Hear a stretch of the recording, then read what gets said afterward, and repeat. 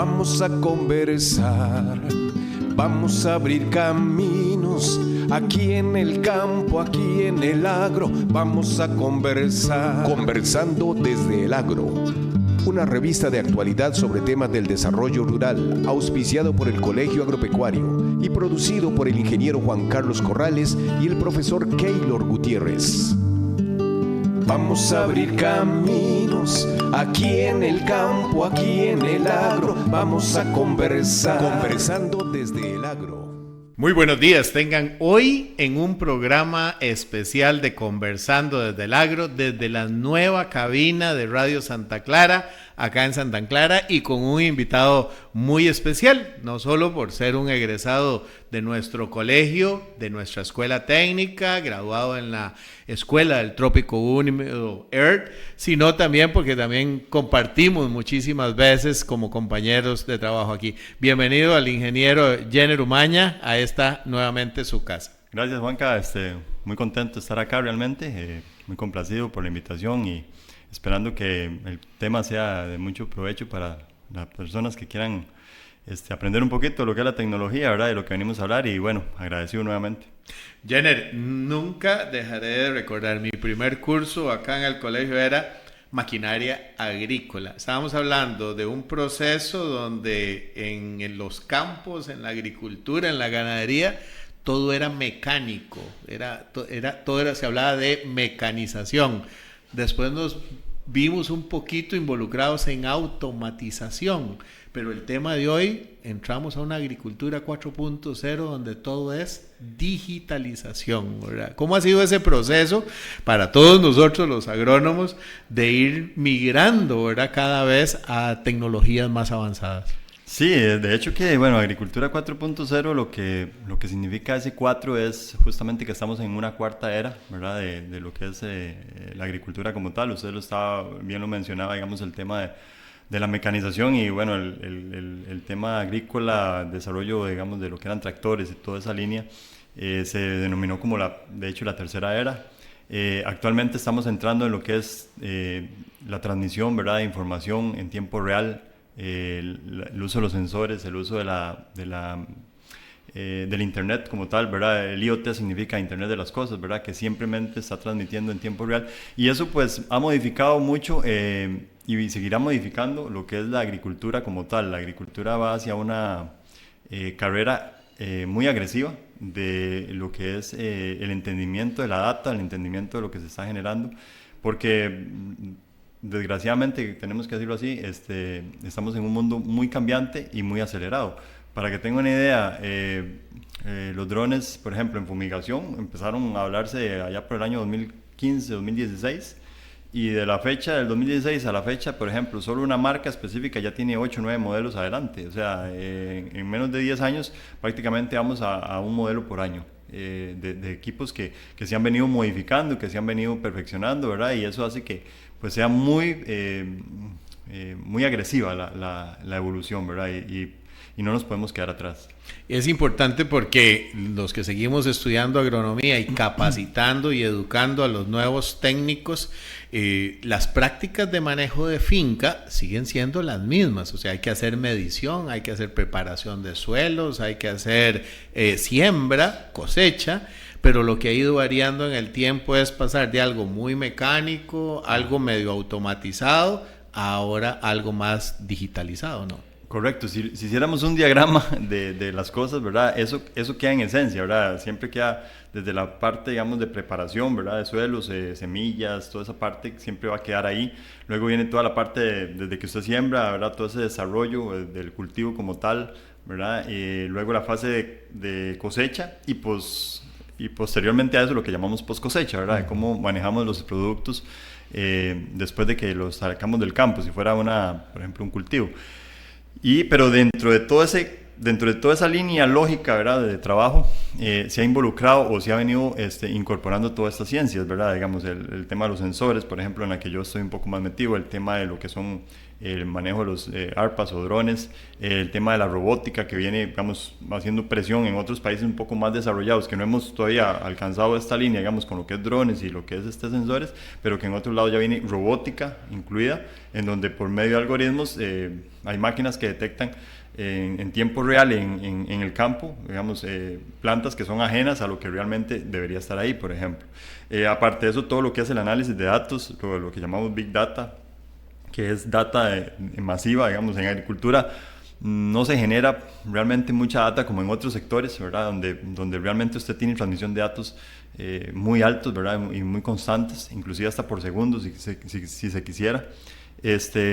Y bueno, y ahí viene sumándose, ¿verdad?, todo lo que es imágenes espectrales, el desarrollo de este entendimiento, que tal vez se ha quedado mucho en esa parte. Por ejemplo, ahora que estaba dando un curso de lo que es sistemas de información, yo le decía a mis estudiantes, no podemos quedarnos en solamente hacer el mapita, ¿verdad? Y que se ve muy bonito con colores, sino que qué significan esos colores, ¿verdad? En qué momento estoy haciendo un análisis, ¿verdad? Y cómo yo puedo impactar positivamente de acuerdo a lo que yo estoy viendo, ¿verdad? A lo que me está diciendo, digamos, un mapa modelado, básicamente.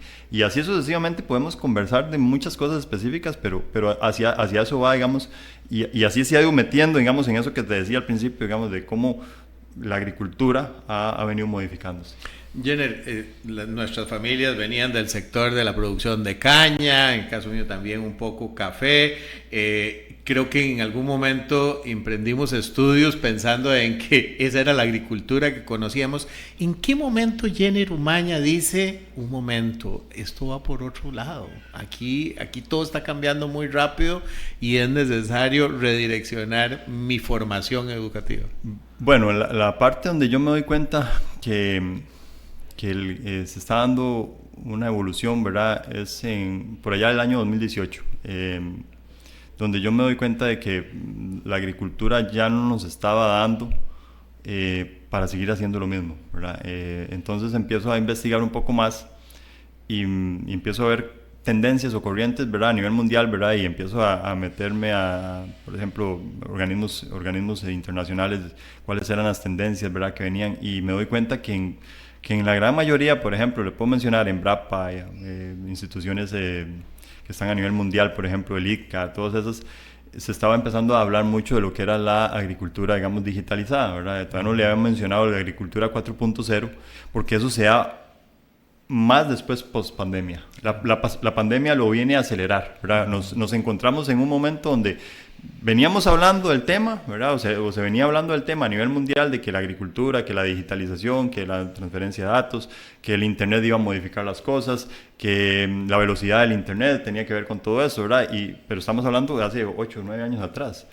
Llega pandemia y nos damos cuenta, o nos vemos en un momento donde el mundo se frena, pero la agricultura sigue trabajando. La agricultura creo que fue de las pocas sectores a nivel mundial inclusive, en donde más bien tuvo un crecimiento económico, ¿verdad? Porque la comida siempre había que tenerla en la mesa. De alguna forma hubo que ingeniárselas. Entonces, se hace ese momento coyuntural, ¿verdad?, de explosión, y se genera, digamos, todo esto que hoy está hablando. Para que tengan una idea, hace un par de semanas atrás recibí un documento donde hicieron un análisis, una empresa multinacional de Latinoamérica, en donde encontraron que del 2023 al 2025 se han originado 703 startups. O sea, estamos hablando de empresas que van en esta línea. De esas 703, 210, que más o menos es un 61%, si no me falla la memoria, están en esta línea del IoT, ¿verdad? Otras están en otras líneas, por ejemplo, en la parte financiera, en la parte de mercados inteligentes, cosas como esas.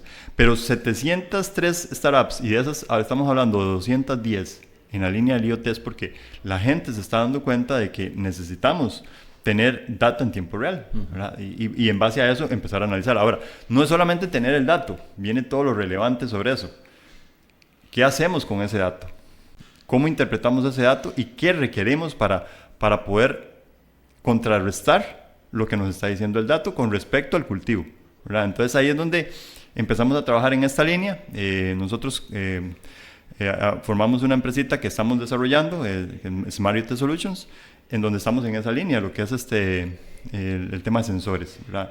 Y venimos trabajando en el tema de enfermedades porque enfermedades involucra alrededor del 15% del costo de una paleta de costos, digamos, de un cultivo, ¿verdad?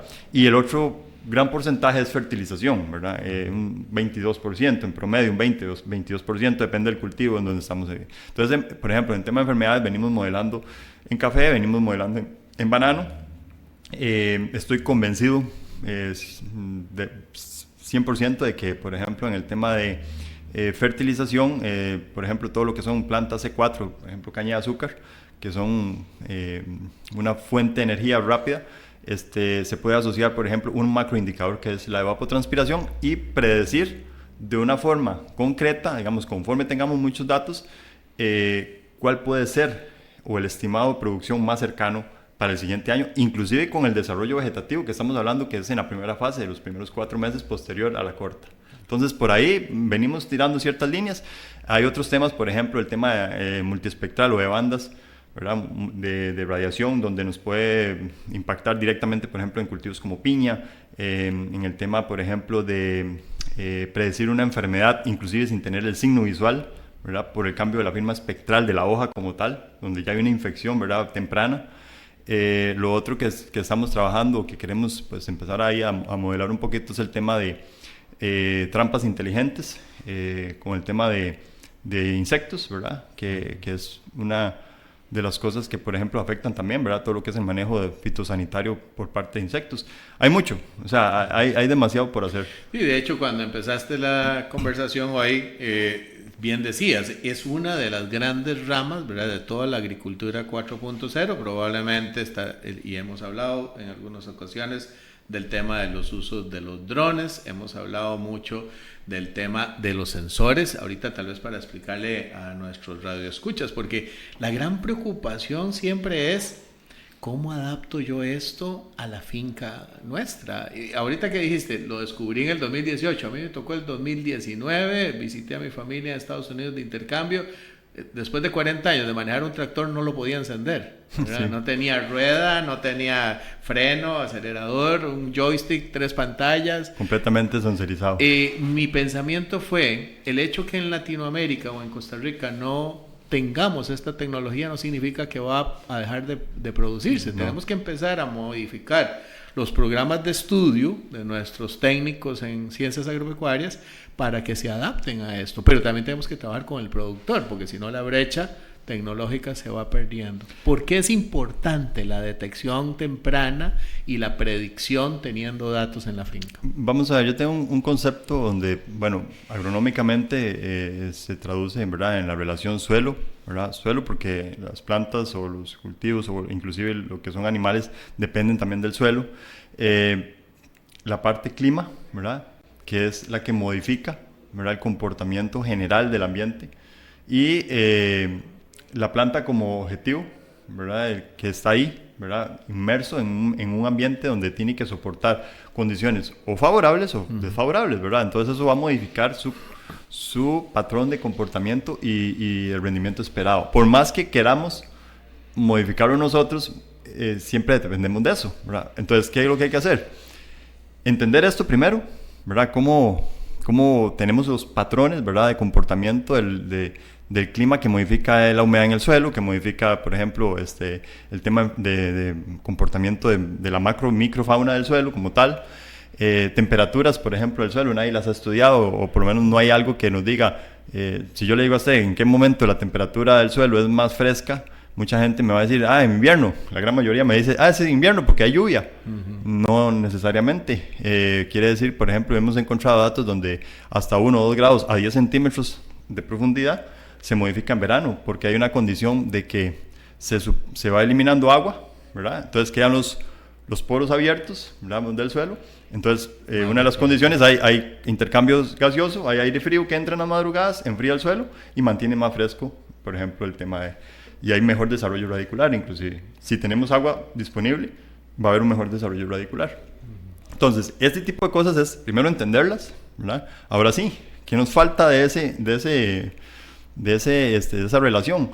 Lo que hacemos nosotros como agrónomos o como agricultores, ¿verdad? Cómo yo modifico lo que estoy haciendo ahí de forma que voy buscando hacer una acción para tener una respuesta positiva, ¿verdad? Entonces, qué sé yo, voy a hacer una fertilización. ¿En qué momento hago esa fertilización para que los 45 kilos de fertilizante que estoy poniendo en mi hectárea sean más favorable su consumo, ¿verdad? Y no tengamos más bien que perder dinero?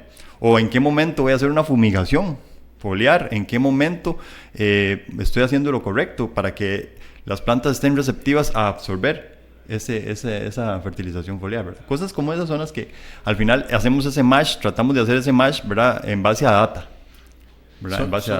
Son muchísimos temas. Acabas de mencionar palabra mágica, agua, ¿verdad? Cuando hablamos en agricultura se nos considera también uno de los sectores de mayor consumo de agua y lo vivimos también, ¿verdad? Recuerde cuando teníamos los cultivos acá de ñampí y pasamos por riego, por inundación, por aspersión, pasamos a goteo. Tenemos goteo con timer, pero hoy me encantó ver a uno de nuestros estudiantes que está participando en la Expo Ingeniería ya con un sensor de humedad. O sea, darle a la planta el agua cuando la necesita, en la cantidad que la necesita. Y créeme que todos los cultivos van a ocupar agua en momentos diferentes y son modificados por el tipo de suelo en el que están o el tipo de sustrato en el que están. Es diferente un suelo franco arcilloso, un franco arenoso, ¿verdad? En la retención de humedad y inclusive en la cantidad de poros que tienen. Entonces, como les decía, pueden tener temperaturas distintas. La raíz está disponible. Si hay temperaturas más altas, quiere decir que también puede haber inclusive presencia de mayor patógenos porque hay mayor activación de CO2, ¿verdad? Por intercambio gaseoso. Entonces, hay muchas cosas que van a irse cada vez, digamos, si la gente empieza a usar la tecnología y le pierde el miedo a la tecnología, ese es mi mensaje, perderle el miedo a la tecnología, pero con un objetivo claro. Créanme que la agricultura se va a transformar en un sector, ¿verdad? Que tal vez hoy está olvidado por nuestras dirigencias, ¿verdad? A nivel país, inclusive yo siento que el agro está botado hace 30 años y no podemos dejarla de lado porque lo dije hace unos minutos atrás, ¿en qué momento nos dimos cuenta que la agricultura sigue siendo importante? En el momento de pandemia. Claro. O sea, la agricultura nunca dejó de trabajar, siempre siguió trabajando y siempre tuvimos que tener comida.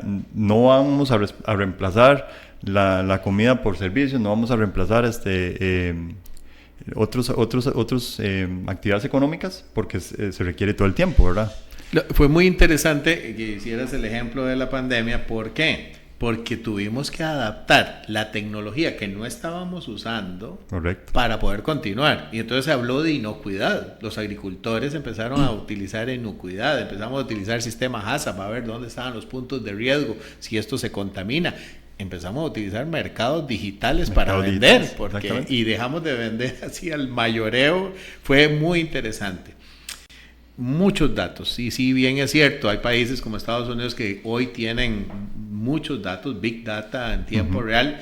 Hemos hablado con vos en otras ocasiones de la predicción. Para ponerles un ejemplo a los que nos están escuchando, no es lo mismo si estoy con gripe, que me tomen la temperatura 3 veces al día y depende de eso me den el medicamento, que si estoy conectado permanentemente y me están monitoreando. ¿Has encontrado, digamos, en algunos cultivos como banano y eso, relaciones entre temperatura, humedad y entonces aparición de plagas y enfermedades? De hecho que banano es uno de los cultivos que más tiempo tengo monitoreando. Ya, por ejemplo, en una finca tenemos 170 semanas de monitoreo continuo. Ya hay un sustento muy fuerte, digamos, del tema de análisis estadístico de las variables. Por ejemplo, la humedad relativa, las temperaturas, la combinación de humedad de hoja, la combinación de otros factores, ¿verdad?, que modifican. Ya sabemos exactamente cuáles son los valores, ¿verdad?, en los que yo, inclusive el modelo nuestro, ya tenemos un modelo desarrollado. Yo me animo a decir, ¿cuánto es la magnitud? O sea, le damos una magnitud al evento, lo tenemos categorizado. ¿Por qué? Por repetición estadística de los valores y cuál es la cantidad de horas a la que estuvo la planta sometida a que el organismo, por ejemplo, la cigatoca, tuviera una virulencia mayor, ¿verdad? En base a eso, nosotros hemos ya, digamos, fincas importantes, transnacionales importantes, ya están trabajando con nuestro sistema y ellos están muy asombrados de ver que la data que se va generando en las fincas coincide con lo que estamos diciéndoles, ¿verdad? Y qué es lo más importante, entonces, que conforme esto va pasando, la gente va confiando, ¿verdad? Va confiando, entonces, no, ya lo llaman a uno, le dicen, Jenner, vemos que esta semana está un poquito más floja, bueno, los eventos son estos, le digo, sí, estamos bien, entonces, nos vamos a quedar, por ejemplo, con el plan que está, pero si hay un momento en que la situación pasa a niveles críticos, perdón, mayores o críticos, porque así lo tenemos categorizado, entonces ahí sí, se modifica, por ejemplo, todas las baterías, ¿verdad? de moléculas que existen y que para también evitar que se agoten, ¿verdad? Evitar que haya una resistencia, para tratar de mitigar el impacto de la cigatoca, por ejemplo. Para que tengan una idea, este año la industria de banano, datos al primer semestre, iba perdiendo alrededor de $40 millones por temas de cigatoca. Este año ha sido un año sumamente difícil de controlar, porque hemos estado expuestos un 22% más, ¿verdad?, de los factores en mayor presencia. O sea, ha sido más frecuente la aparición de eso. Digo que yo ahora les doy números. O sea, yo no estoy diciendo, es que yo creo, no. Estoy dando números concretos. ¿Por qué? Porque hay datos. Donde hay datos está lo correcto, ¿verdad? Porque ya se sesga el error humano como tal. Pero hay que generarlos. Y esa es la parte que, una vez cuando empecé en este tema, por ejemplo, tuve una discusión con una gerencia y les decía, pero es que, ¿cómo pretende usted que alguien te dé algo cocinado si ni siquiera hemos comprado los ingredientes? O sea, necesitamos comprar los ingredientes, o sea, necesitamos generar datos para entender qué es lo que pasa. Y eso tiene un precio, ¿verdad? Hay una inversión de por medio. Pero si usted logra y tiene el objetivo claro, usted va a llegar a ser exitoso con eso, porque al final lo que nos va a mandar es la repetición de los datos, la frecuencia con que se repite. Y así hemos venido trabajando. Banano es un modelo exitoso. Y así lo estamos haciendo en café. Lo estamos empezando en café con unas fincas en Naranjo. También tenemos algunos proyectos en lo que es hidroponía, donde los muchachos que están en ese tema han logrado anticiparse, digamos, a problemas que antes tenían, por ejemplo, de pérdida de mesas completas, por ejemplo, porque la temperatura variaba, la temperatura del agua variaba, entonces aparecía el fitium en el agua, porque era lo favorable para él. Cambiaba el pH, cambiaba la temperatura del agua y aparecía el fitium y tenían que botar todas las mesas. Y hoy han logrado, en base a la data y darse cuenta de eso, generar ese cambio. Los programas de estudio arrancaron con estudios climáticos, macroclima, pero casualmente el día de ayer alguien me decía, dice mi hermano que solo llovió en Santa Clara, que todo alrededor está seco. O sea, hacer entender esto, y recuerde cuando empezamos con el tema de las estaciones meteorológicas en finca, que el microclima, lo que está ocurriendo ahí a la par del cultivo, es realmente el dato más importante. Cómo monitorear esa temperatura del aire, temperatura del suelo, precipitación, radiación. Correcto, eso es. En 1 kilómetro pueden haber varianzas acumuladas hasta un 10%. En un periodo, digamos, determinado. Llámese día, llámese semana, llámese mes.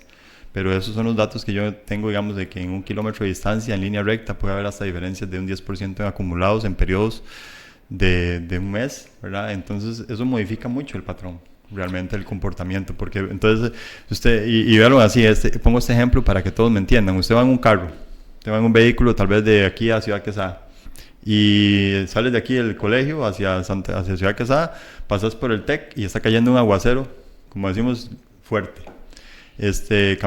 Pasas del río Ronrón y no cae una gota de agua.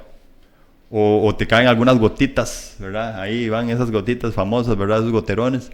Y de pronto llegas a Florencia y está haciendo un solazo, ¿verdad? Así es de modificable es esto. Ahora, estamos en San Carlos, que es una zona relativamente estable, porque por sus condiciones topográficas, pero si te vas, por ejemplo, a la zona de Los Santos, en la zona de Los Santos yo he estado en fincas donde me está cayendo todo el aguacero del mundo y subo 100 metros y no cae una gota de agua. O sea, así de drástico es esto. Y estamos en una zona netamente cafetalera, por ejemplo. Es importante, bueno, ya no podemos depender los sancaleños de salir y ver si el Cerro Platanar está nublado, pero vean las aplicaciones, y esa era la realidad, ¿no? Antes las hacíamos, hágalas en la mañana o hágalas en la tarde, un poquito de humedad, que no llueva. Hoy con datos reales nosotros nos ahorramos mucho. ¿Cuántas veces se han hecho aplicaciones de fertilizantes y se pierden, ¿no? Correcto. Escorrentía o ese tipo de cosas. O cuando se han realizado en una etapa fenológica del cultivo que no es la que más necesita. Ahora, con toda esta tecnología, se puede hacer. Correcto, ahí, digamos, por ejemplo, hay una variable que se llama apertura estomática, DPV, que es, involucra, por ejemplo, las humedades relativas, y entonces cuando la humedad relativa empieza a descender, por ejemplo, la planta tiene la capacidad de abrir su estoma, porque hay menos presión a nivel de la hoja, ¿verdad? Como tal. Entonces, por ejemplo, vos haces una aplicación a las 6 de la mañana, muy probablemente la apertura estomática de esa planta ni siquiera ha llegado a 1 milibar, por ejemplo, que es una de las métricas que se hace. Y usted requiere mínimo 3 milibares para que la planta esté con apertura estomática óptima para recibir un fertilizante, digamos, foliar. O si vas a hacer una aplicación, no sé si a todos les ha pasado esto, pero este es un ejemplo clarísimo. Aplicas, por ejemplo, un glifosato, que es una palabra indeseable en este momento, ¿verdad? Pero aplicas un herbicida, por no decir nombres, y de pronto te trabajó muy bien en esta zona, ¿verdad? Y lo aplicas mañana en otra zona, con la misma calibración, el mismo equipo, la misma persona, si se quiere, ¿verdad? Si fuera una bomba de mochila, y ese producto no se trabajó ahí. Ahí es porque hubo una incidencia directa en esa variable. Entonces, ¿qué es lo que pasa? Por más que usted quiera meterle el producto a la planta tiene la boca cerrada. Claro. Entonces no lo va a consumir. Entonces, mientras pasa ese proceso, ¿qué pasa? Se volatiliza, se evapora mucho del producto y no tiene la misma eficacia con la que fue el día anterior. Ese es uno de los ejemplos más claros, ¿verdad? Con este tema. Y hay que saberlos entender y manejarlos. Claro. Bueno, nos queda muy poquito tiempo. Tal vez terminar diciendo la importancia con 2 palabras que nos encantan en el Colegio Agropecuario, y creo que ha sido el éxito también de todos los egresados que tenemos, o sea, esa diversidad con inclusión, ¿verdad? ¿Por qué lo digo? La tecnología no está hecho solo para las grandes empresas. ¿Cómo traemos la aplicación de todo esto a la parcela, al agricultor, a la señora que tiene un módulo de casamaya, invernadero, sistemas hidropónicos? O sea, ¿cómo sabemos que todos podemos adaptar la tecnología? Una forma de masificarla, mi mensaje es, por ejemplo, vivimos en una tierra bendecida por cooperativas, ¿verdad? El cooperativismo aquí en San Carlos es la cuna. Entonces, una forma de masificar esto es que a través de las cooperativas de productores de diferentes, ¿verdad?, organizaciones se pueda incorporar este tipo de herramientas. Y si, digamos, el incensor se instaló en la casa de don Pedro, por decir algo, en la parcela de don Pedro, que Juan, fulano, sutano y mengano que están alrededor en un área de convergencia, puedan accesar a esa información, por ejemplo. Y en base a eso, que se empiece, ¿verdad?, a entender, ¿verdad?, de una forma lógica, ¿verdad?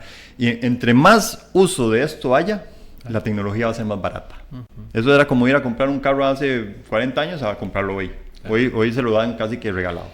Entonces, es lo mismo. O sea, al final, el uso masivo de la tecnología en la agricultura cada vez va a ser más barato, ¿verdad?, porque va a haber más dilución de costos.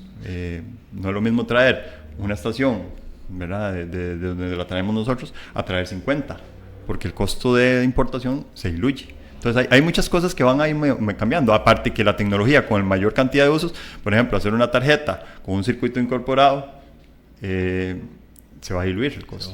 O sea, detrás de todos esos sensores hay una serie de trabajo que hay que hacer, ¿verdad?, para verla transmitiendo y que usted pueda tenerla en su teléfono, ¿verdad?, con una aplicación completamente completa. Tema sensible, el manejo de los datos, la custodia de los datos, porque entre más datos tengamos, igual que cualquier aplicación de estas que nos ayuda a buscar una dirección, entre más gente la usa, más exacta es. Correcto. Si nosotros logramos, y a través de las cooperativas, para no decir que el ministerio, porque siempre pensamos que si los datos están en las universidades o en el ministerio, tal vez no vamos a tener, pero en San Carlos, las cooperativas pudieran custodiar esa información de todos los agricultores, tendríamos una extraordinaria base de datos para predicción totalmente, en nuestros cultivos. Totalmente, digamos, entre más equipos tengamos, por ejemplo, en la región, cada vez podemos ser más articulados, ¿verdad?, y más tener más predicción a futuro de lo que está sucediendo.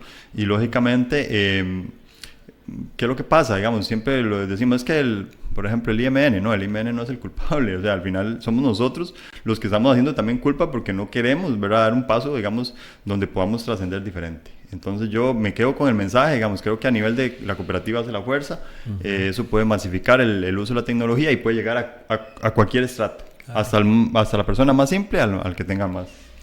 Bueno, hoy realmente creo que vamos a tener que hacer otro programa. Hoy tener la suerte de que nos acompañe el ingeniero Jenner Umaña, profesor de la Escuela Técnica Agrícola Industrial, egresado tanto del Colegio Agropecuario como de la Escuela Técnica Agrícola de TAI y de la ERT, con quien también he tenido el honor de compartir como profesor y alumno de clase. Jenner, muchísimas gracias para nosotros haberte tenido aquí. No, a usted muchas gracias.